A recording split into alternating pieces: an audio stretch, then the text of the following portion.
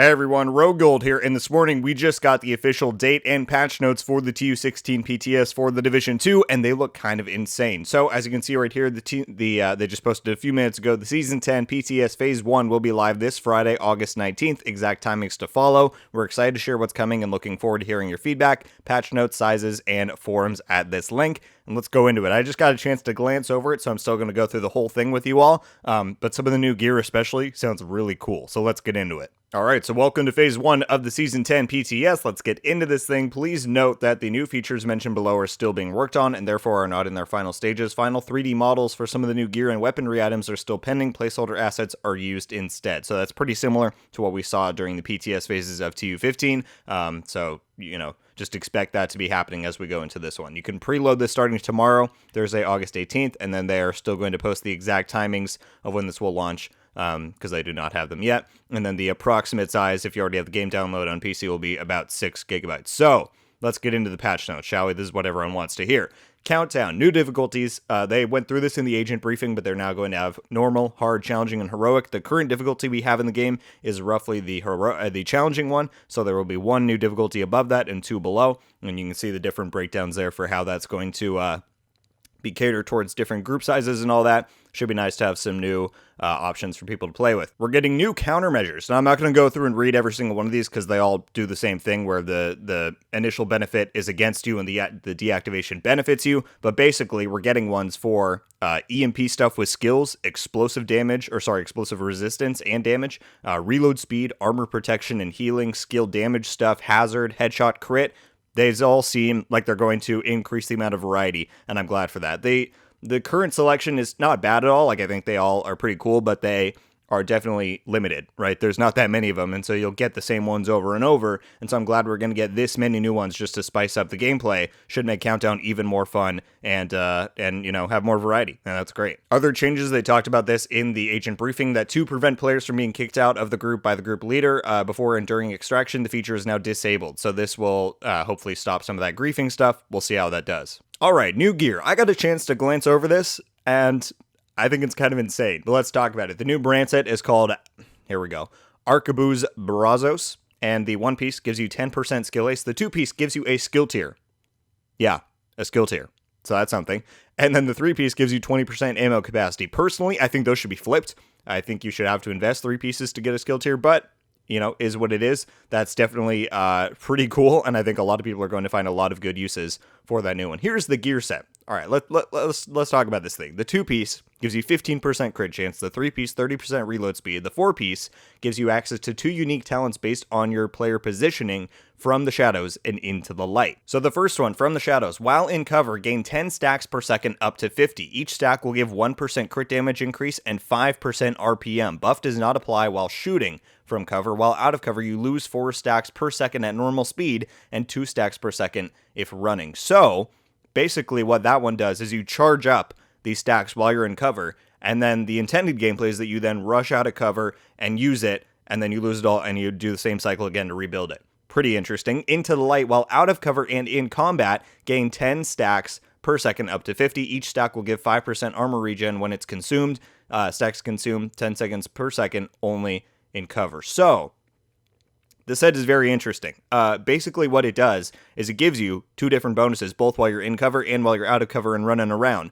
And then the other one is meant to reinforce you while you're then doing the other thing. So into the light, you're going to gain that armor regen, and if you get shot and then you go into cover to build up from the shadows, is going to heal you up while you're building up those new stacks from the shadows. And vice versa, while you're in cover, building up those stacks from the shadows, once you go out and start using those damage stacks you've just built up, into the light is going to charge up so that you can then reset yourself when you get back into cover. It's a really interesting concept. I'm actually really excited to try this one. That could be good in PvP. I was going to say I have a feeling it'll be more used in PvE, but I mean, that'll probably be used in PvP as well to get extra RPM. I mean, when you get 50 stacks, 0.5% RPM per stack. That's what, 25% total. That's going to be pretty strong. I'm really excited to try this one out, and I think Umbra Initiative sounds like another really cool addition to the gear set pool that we have, so I'm excited for it. And then, as if it wasn't already strong enough, the chest and backpack amplification talents. For the chest piece, you get increased stacks from 50 to 100 and gain 20 stacks per second for From the Shadows,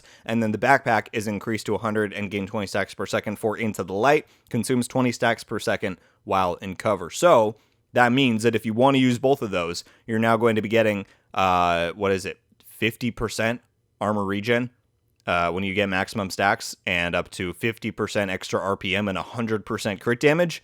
The set is going to be insane. I'm really excited to see what people can come up with for this. A little bit worried about PvP as per usual, but yeah, really excited about this. Really, really hyped to give that one a try, and we don't have to wait long to do it, so awesome. All right, new weapons and talents. Here we go. I didn't actually get all the way down here, so some of these are going to be new for me, but let's see. The new exotic weapons, we have Dr. Home, an exotic variation of the M1A QCB rifle, which is pretty cool because that was a pretty iconic one back in the early days of Div 1. The talent is that shooting an enemy with Dr. Home applies a mark. When killed, marked target drops a 15% armor repair kit. The kit doesn't give bonus armor, only the weapon owner can see the armor repair kit. Once the player picks up the armor kit, all party members receive the heal. Boom, that is awesome. I didn't fully read through that before.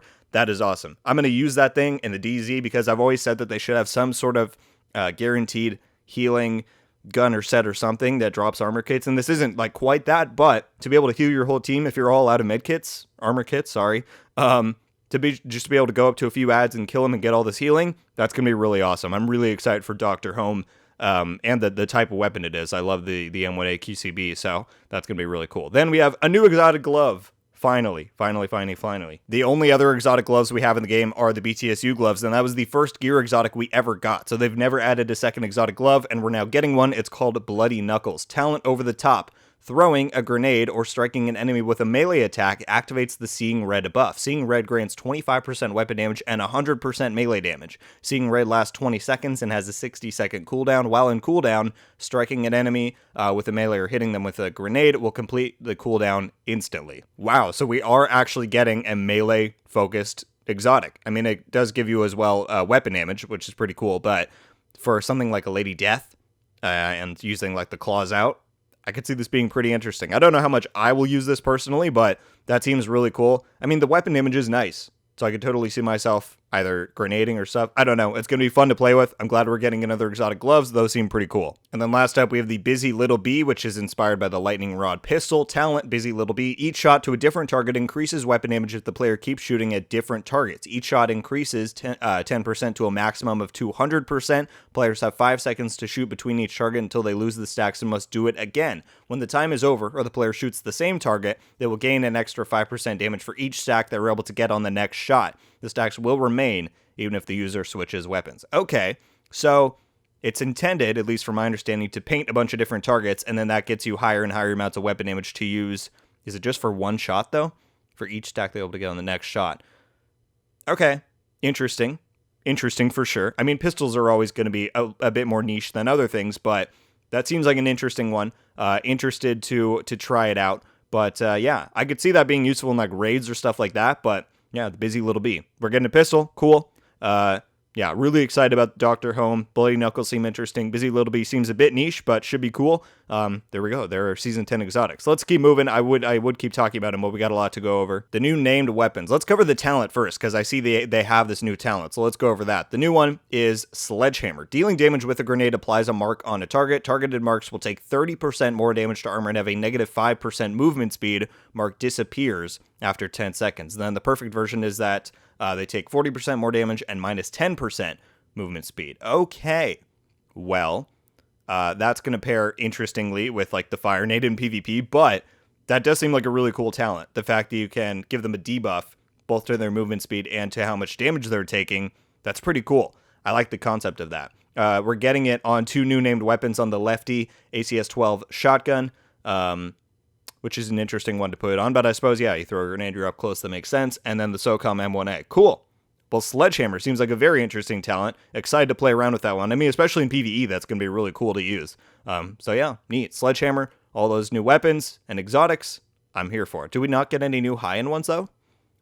I don't see any new high-end guns. I hope that's not the case. I hope we get some, but either way, they're not. Maybe in phase 1. Either way, let's move on. Strongholds. We are, of course, getting legendary difficulty on Tidal Basin and Manning National Zoo. Quality of life changes. Here we go. They hyped some of these up, so let's see what they do. UI. Added a server time in the main menu. Interesting. Added a quantity preview for material caches, allowing them to see what's inside before opening it. Okay. Couldn't you already do that? Maybe I'm thinking of it wrong, but either way. Removed an interval of randomization for material caches to allow the maximum of each material to be obtained when opening the caches. Cool. Added the option to hide loot beams in gameplay settings. Oh, that's interesting. If you don't want the loot beams sticking up out of everywhere, you can hide that. That's cool. Moved materials for Uzina and Heartbreaker gear sets to the correct category. Added 2 Season 9 exotics, Dread Edict and Blue Screen to Haven and the Boo display walls. Added an option to sell from stash at each vendor the player can sell stuff to. Okay, interesting. Exotics can drop in the open world from random NPCs in any activities. Please note that the drop percentage chance for the PTS has been set up much higher than the actual value. Wasn't that already a thing? I guess maybe not, because... Well, no, because you could always get, like, the Sawyers and stuff from targeted loot. Okay, either way, those UI changes seem pretty solid. Maybe not everything I was hoping for, but, you know, any improvements they want to make to the quality of life experience is always a welcome addition, so hopefully people will take well to those. Character. Added a missing customization, allowing players to change their body type, skin tone, and face shape after starting the character progression. I don't know if that's at the barber or what, but that's cool. Materials and resources. Capped raise for 3 main resources, namely food, water, and components up to 500 units. Well, I know some people were upset about the food and water not getting a raise like some of the rest of these, so there you go. Hopefully that's cool. Capped raise for all crafting, optimization, and DZ credits. For more information, see the table below. If you follow me on Twitter, you would have seen that I posted this a few days ago because I actually put it up on the known issue board, so make sure to go follow me. Link in the description. But we are getting more material increases across the board that should kind of align with the other ones that we had, so that's very cool. They'll just be nice, you know, to be able to carry more materials. Always is, so there we go. That's coming to TU16. Very nice, and that is it. Incorrect values can be displayed for some materials during the PTS. Cool. Those are the patch notes for Phase 1 of the TU16 PTS. By far, I am the most interested and excited for this new gear set, as well as some of these exotics. I mean, I think Dr. Home sounds really cool. Maybe some people are going to think that sounds a little bit lame. I'm really excited for that one. And additionally, this gear set just sounds super interesting. I hope that we get some clarification on if we're getting new high-end weapons. I certainly hope that we are. And, you know, there's also no named gear items in here either, so I don't know if those might be coming later in Phase 2, or if we're just not getting any this time around. That would be a bit of a bummer, but yeah, either way, really excited to play around with some of this stuff, and it's going live in under 48 hours, I mean, assumedly, sometime on Friday. But we can preload tomorrow. I'm really excited for this, so yeah, let me know your thoughts on this, everybody. Thank you all so much for watching. Leave a like if you enjoyed this video, and be sure to subscribe with notifications on to be updated every time I upload. Let me know your thoughts about the TU16 Phase 1 patch notes for the PTS. I think a lot of this stuff sounds super cool. A few key things that I'm still looking for that hopefully they address later on. I don't even know how I open that menu, but for the most part, the stuff sounds super exciting. Again, I will be interested to find a few things out, like if they are actually putting the legendary difficulty stuff on the PTS. I wasn't sure if they were even going to do that in the first place, as well as stuff like... Jeez, I really can't get rid of this thing. Either way, it'll be interesting to find more stuff out. You can always follow me on Twitter if you want more updates, and I'll make videos to update you guys on all of that. If they release more patch notes about more of the weapons and stuff, I will do an additional video on that tomorrow. Otherwise, the preload is then. The thing goes live Friday, and we should have more stuff to talk about very soon. That's going to do it for me today, everybody. Once again, thank you all so much for watching. I hope you have a wonderful day, and until the next one, guys, RogueGold out.